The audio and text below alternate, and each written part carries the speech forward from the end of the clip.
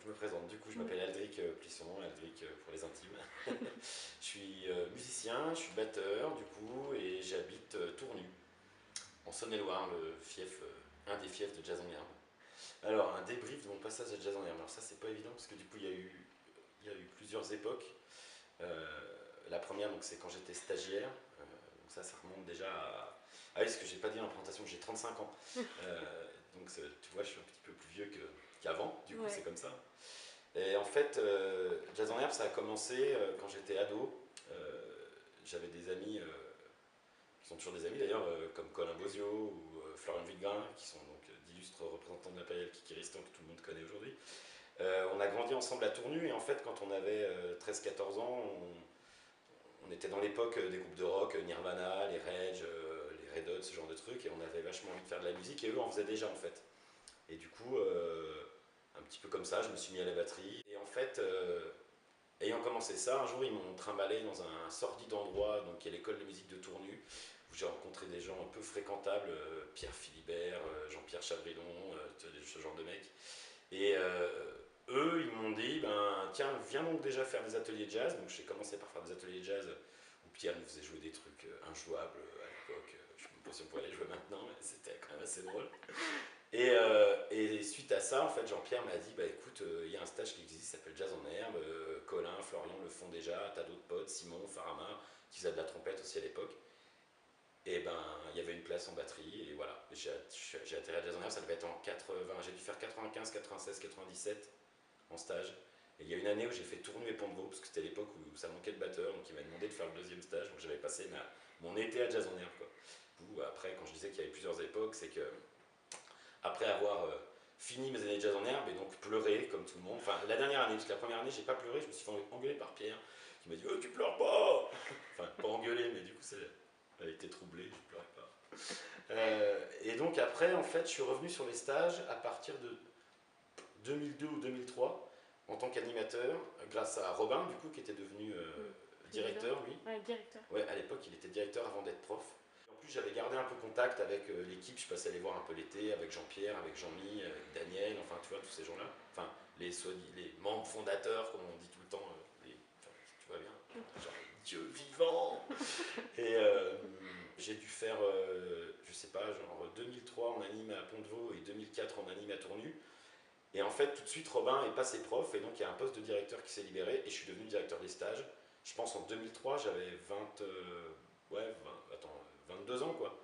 Et, ouais, et donc j'ai fait les directions des stages, des deux stages de 2003 à 2008 au moins, et un stage de 2008 bah, jusqu'à l'année dernière, voilà.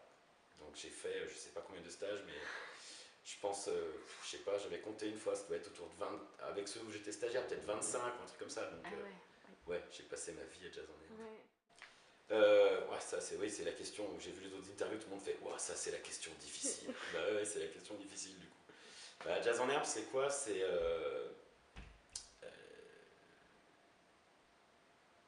Bah, c'est deux choses très importantes. C'est une orientation, enfin, quelque chose qui a orienté ma vie, et en même temps des souvenirs impérissables. Enfin, donc, c'est-à-dire qu'en fait, moi, j'ai commencé la musique assez peu de temps avant de découvrir Jazz en Herbe. Du coup, ça m'a fait tout de suite découvrir un autre univers musical qui est le jazz. Alors moi, je suis pas forcément devenu jazzman, je suis devenu musicien, mais je pense que la force de Jazz en Herbe, c'est pas un stage qui est là pour créer des jazzman ou pour créer un musicien à proprement parler, mais c'est un stage qui permet à tout le monde d'apprendre à aimer la musique, euh, d'aimer faire de la musique, le faire avec les autres, et du coup, moi, ça m'a ouvert toute une perspective de vie autour de la musique, qui a été une passion très longtemps, qui est devenu un métier il y a 4 ans à peu près, un vrai métier, voilà.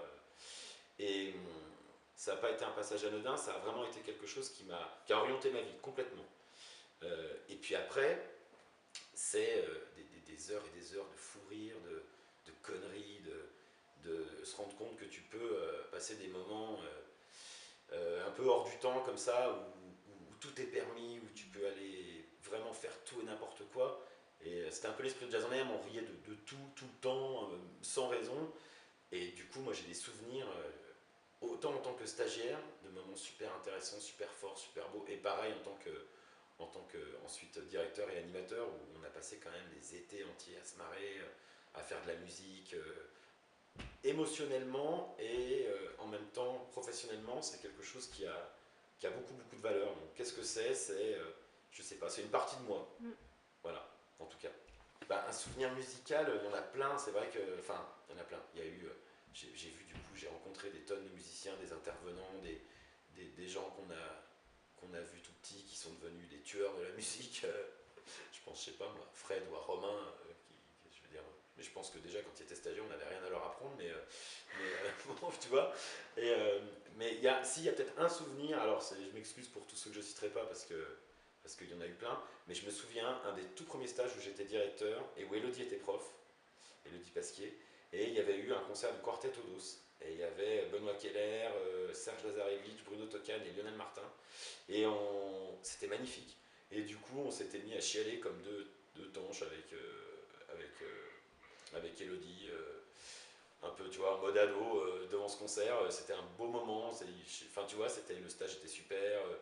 Et, c'était un peu pathétique, tu vois, quelque part. Mais par contre, c'était un moment hyper fort. Non, je dis c'est pathétique parce que tu te souviens jamais vraiment des émotions que tu as vécues. Mais en fait, je pense que c'était un moment assez intense où on a vu ce concert qui était magnifique. Et du coup, on s'est regardé un peu en même temps avec Elodie, en mode, tu sais, une petite larme qui coule comme ça. On s'est dit qu'on était niais. Puis après, des souvenirs hors musique, je sais pas, il y en a tellement plein. Mais il y en a quand même un, quand j'étais stagiaire, à l'époque, les adultes qui organisaient Jazz en Air, ils engageaient des fois des gens pour faire des vidéos. Alors c'était à l'époque où on faisait des vidéos qu'on regardait sur magnétoscope, tu vois, tout ça. Et il y a une année où il y avait donc deux vidéastes qui étaient là sur tout le stage. Et il y avait une scène que nous on avait pu voir qui était une scène coupée au départ de la vidéo qu'on donnait aux gamins. Tu vois, à l'époque, moi j'étais gamin. Et la scène coupée, c'était Guillaume Chevaux, donc qui se reconnaîtra s'il voit cette vidéo. Parce que, alors, ouais, je remets dans le contexte, mais à l'époque, à Jazz en Herbe, on allait faire de la planche à voile sur la Saône, où on allait, voire plus étrange, on allait se baigner dans la Saône. Alors, je sais pas comment on avait le droit de faire ça à l'époque, aujourd'hui ça me semblerait super bizarre. On faisait de la planche à voile, mais il n'y avait pas vraiment de voile aussi, donc on faisait de la planche on ramait sur la Saône, on se faisait bourrer, enfin par des vagues énormes de péniches, c'était dégueulasse, je sais, voilà. Mais c'était. Et une fois, il y avait Guillaume Chevaux, donc, qui s'était vautré de sa planche à voile et qui s'était accroché à une bouée. Et là, bon, tu sais, il y avait eu le truc où tout le monde criait à Guillaume de nous montrer son derrière, tu sais, cette petite chanson d'ado. Et ce qu'il a fait, en fait, donc tu vois ça à la vidéo, mais le plus drôle, c'est la voix de Jean-Pierre en off derrière qui dit « Vous venez de voir le cul de Guillaume Chevaux ». Et je sais pas pourquoi, j'ai toujours eu cette phrase en tête et je vois cette scène où il monte son cul sur la bouée, comme ça, sur la Saône, en train de... C'était, ouais, il devait y avoir, je sais pas, il devait y avoir Clément Janinet, le Guillaume Verret, dit Gros Verret, qui est absolument pas gros d'ailleurs, et donc ça c'est un souvenir, ça m'a marqué, il y en a plein, mais celui-là ça me fait encore marrer quand j'y pense, quoi. Voilà. Ce que j'écoute comme musique, ben ouais, pas forcément du jazz pur à l'ancienne, mais beaucoup de formes qui sont proches du jazz, donc du jazz très moderne, du groove, de la funk, du hip-hop, ce genre de choses. J'ai toujours eu aussi un attachement pour le rock parce que j'en ai beaucoup fait dans mes débuts de la musique et même des trucs un peu sauvages. Je fais du punk pendant un temps quand même, j'en fais moins aujourd'hui. Mais par contre, ce que j'écoute est toujours, enfin même le rock est lié au jazz. Enfin je veux dire voilà, il y a tout un univers qui découle du jazz, qui est très vaste, et j'ai l'impression que tout ce que j'écoute est en lien avec le jazz. Jazz en herbe, ça m'a vachement ouvert sur la musique. Voilà, puis de connexion en connexion en connexion, finalement, j'écoute beaucoup de choses qui sont liées au jazz, même des trucs, même du jazz pur, mais pas essentiellement, quoi. Voilà. Alors, je joue quoi comme musique maintenant? Et ben, du coup, alors j'ai gardé quelques projets qui sont orientés plutôt rock, mais avec peut-être moins de rock brut qu'à une époque. Là, notamment, je pense à un projet où on fait des morceaux de trad turcs arrangés en rock avec Quentin et d'autres amis. Voilà. Et puis sinon, bah, je fais beaucoup de musique. Moi, je joue donc dans un groupe qui s'appelle Radio Kezman, comme certains autres qui ont pu faire ces vidéos. Je pense à Romain. Et du coup, là, c'est un projet avec lequel on joue pas mal. Et du coup, là, on est surtout dans du groove, mêlé à un peu de hip-hop, mêlé à justement à une sonorité jazz. Et du coup, voilà, je tourne un peu dans ces eaux-là, du groove, jazz funk, jazz hip-hop, ce genre de choses, quoi. Alors, je prépare quoi pour les 30 ans? Bah, je prépare, on joue avec Radio Kesman, du coup. Mm. Donc, alors, voilà, c'est ce qui est la preuve que Jazz en herbe, c'est pas, comment dire, le, c'est vraiment le jazz dans son. D'ailleurs, au départ, c'est un stage de jazz et de musique improvisée. Donc, c'est assez vaste, puisque de la musique improvisée, il n'y en a pas que dans le jazz. Et en même temps, donc, c'est du jazz, comme je disais, très vaste. Du coup, par exemple, pour les 30 ans, on vient jouer avec Radio Kesman, même si on n'est pas un groupe euh, véritablement de jazz à proprement parler. Et puis en plus, je compte participer aux orchestres si mes dispos le permettent, puis si, voilà, si on peut, parce que ça serait cool ça, de jouer avec tout le monde, en espérant qu'il y ait plein de monde, de plein de générations. Parce que c'est aussi ça, Jazz en herbe, c'est voilà, pouvoir avoir mon âge, 35 ans, et être ami avec des gens qui en ont 20 de plus,